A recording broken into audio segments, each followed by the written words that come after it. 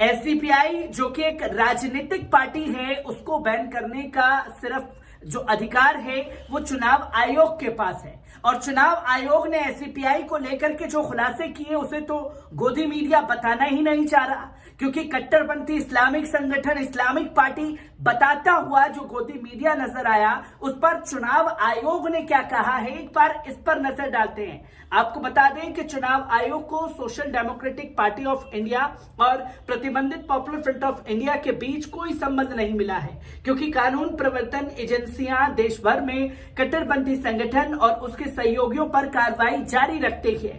केंद्र सरकार ने 28 सितंबर को चरमपंथी संगठन पीएफआई और उसके सहयोगियों पर सुरक्षा और आतंकी संबंधों के लिए खतरों का हवाला देते हुए 5 साल के लिए बैन लगा दिया। मुख्य चुनाव आयुक्त राजीव कुमार ने इंडिया टुडे को बताया कि एसडीपीआई ने सभी आवश्यक दस्तावेज जमा कर दिए हैं और अब तक पीएफआई और एसडीपीआई के बीच ऐसा कोई संबंध स्थापित नहीं हुआ है जिससे कार्रवाई की आवश्यकता की जाए, और हम पीएफआई के खिलाफ कार्रवाई से अवगत हैं। एसडीपीआई ने सभी जरूरी दस्तावेज जमा कर दिए हैं। अभी तक पीएफआई और एसडीपीआई के बीच कोई संबंध स्थापित नहीं हुआ है जिसके लिए कार्रवाई की आवश्यकता हो। उनकी ओर से कोई चूक नहीं है। सीसी राजीव कुमार ने ये बातें कही हैं जिसको गोदी मीडिया ने पूरी तरीके से नदारद कर दिया है। और सीसी राजीव कुमार ने साफ तौर पर कहा कि जो आरोप लगाए जा रहे थे एसडीपीआई को लेकर के पॉपुलर फ्रंट ऑफ इंडिया से जुड़ी हुई है, उसके सबूत जो है वो पेश ही नहीं कर पाए, और तमाम दस्तावेज जो मांगे गए एसडीपीआई से वो तमाम दस्तावेज चुनाव आयोग में जमा करा दिए, क्योंकि बैन करने की मांग एक राजनीतिक पार्टी को की जा रही थी। उसके खिलाफ सबूत नहीं मिला तो तमाम तस्वीरें देश की जनता के सामने हैं कि कोई सबूत एसडीपीआई और पीएफआई के कनेक्शन का चुनाव आयोग को नहीं मिला है। तो वहीं इस पर एसडीपीआई से जुड़े तमाम बड़ी लीडरशिप की बयानबाजी भी सामने आई, जिसमें आपको बता दें कि एसडीपीआई के राष्ट्रीय महासचिव इलियास मोहम्मद थुम्मे ने दी हिंदू से हुई बातचीत में केंद्रीय गृह मंत्रालय की ताजा कार्रवाई को अलोकतांत्रिक बताया है।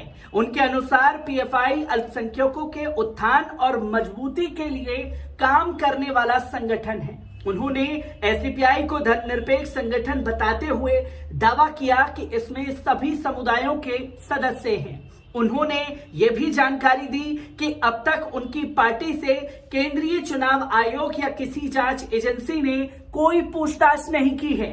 इलियासी मोहम्मद थुम्मे ने बताया कि एसडीपीआई के कई राज्यों के नगर निकायों और पंचायतों में प्रतिनिधि चुने गए हैं। उनके अनुसार ऐसे राज्यों में केरल, तमिलनाडु, राजस्थान, आंध्र प्रदेश, बिहार, मध्य प्रदेश, कर्नाटक और पश्चिम बंगाल है।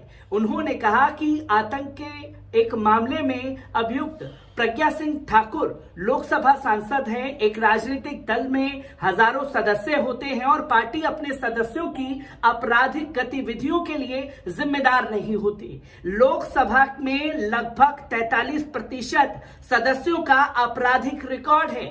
इसके लिए कांग्रेस और बीजेपी को दोष क्यों नहीं दिया जाता है, जो कि एक बड़ा सवाल जो है इलियास मोहम्मद थुम्मे ने खड़ा कर दिया, क्योंकि एसडीपीआई को टारगेट किया जा रहा था। और यही सवाल खड़ा हो रहा है कि अगर कोई गलत है तो उस बंदे को सजा देनी चाहिए जिसके चलते आप पूरी पार्टी को बैन करने की मांग करते हुए दिखाई दिए। तो वहीं दी हिंदू में ही छपी एक खबर में एसडीपीआई के राष्ट्रीय अध्यक्ष एमके फैजी साहब ने ताजा कदम को देश में अघोषित आपातकाल बताया।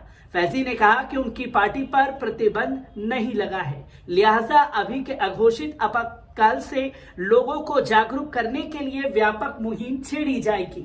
उन्होंने कहा कि देश के मौजूदा हालात बहुत डरावने हैं और संविधान के दायरे में रहते हुए अभिव्यक्ति या काम करने की आजादी संभव नहीं रह गई है। फैजी ने बताया है कि उनकी पार्टी देश में अपनी संस्था का विस्तार करना जारी रखेगी। हालांकि उन्होंने पार्टी के सभी कार्यकर्ताओं और गैर मुस्लिम कार्यकर्ताओं की संख्या बताने से साफ तौर पर इनकार कर दिया।